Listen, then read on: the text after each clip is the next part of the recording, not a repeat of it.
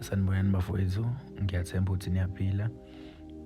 Indaba yethu-ke namhlanje ifundeka kanje. Senzo Sihle uyaphila bhuti. Mina-ke ngahambisa ingane yami eMalawi kubaba orongo, kanti izofike ingahambisani nosiko lakhona, ivesane ishone. Mina ngiqede eVarsity ngayohlala nosisi wami eThekwini. Bebengahlali kude kakhulu-ke nomuntu wami ngoba besihlezi sibonana masikhumbulana. Bengibhizi ngifuna umsebenzi, kwasho ukuthi inhlanhla ibingakabikho kahle, kodwa umuntu wami ubehlezi engipha imali. Ngaze ngagcina ngimshiya-ke usisi wami ngiyohlala naye umuntu wami ngoba bengihlezi ngimvakashela sihlale nje kube mnandi. Ngamosha ngokuthi ngithole omunye umuntu waseMalawi owayethi engishela mfowethu eloku engipha imali. Nami-ke ngoba imali ngiyayithanda mfowethu, sagcina sijola-ke nalo waseMalawi. Lapho ngihlala nomuntu wami endlini, bengiya-ke kulo waseMalawi uma umuntu wami esemsebenzini.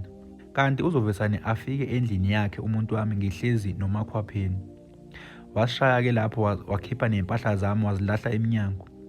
Wangixosha kanjalo-ke, wangithatha lo waseMalawi ngayohlala naye. Kanti bese ngikhulelwe ngaleso sikhathi ngihlukana nalo owangixosha and ingane eyakhe. Lo waseMalawi isiso sibonakale-ke sengihlala naye ngimtshele nokuthi ingane eyakhe. Angabi nankinga-ke kuze kube ukuthi ngiyabeletha. Ngiye nayo-ke ekhaya ingane, angithethise-ke ubaba ezwa ukuthi ingane yaseMalawi.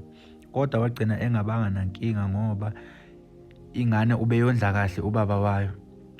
Kuthi after 8 months sengiphindele eThekwini igule ingane mfowethu, lapho asilali nasebusuku. Ihlule ngisho namaklinikhi ingane ngiyihambise kumuntu. Umuntu-ke wathi ingane idinga ukuyokwenziwa izinto zakubo ingane. Ngimtshele-ke mfowethu umuntu wami ukuthi utheni umuntu obonayo. Wagcina-ke engizamele i-passport umuntu wami. Sagcina sihambile saya eMalawi, lapho ekhaya akwaziwa nokuthi ngihambile. Usisi wami kuphela owaziyo.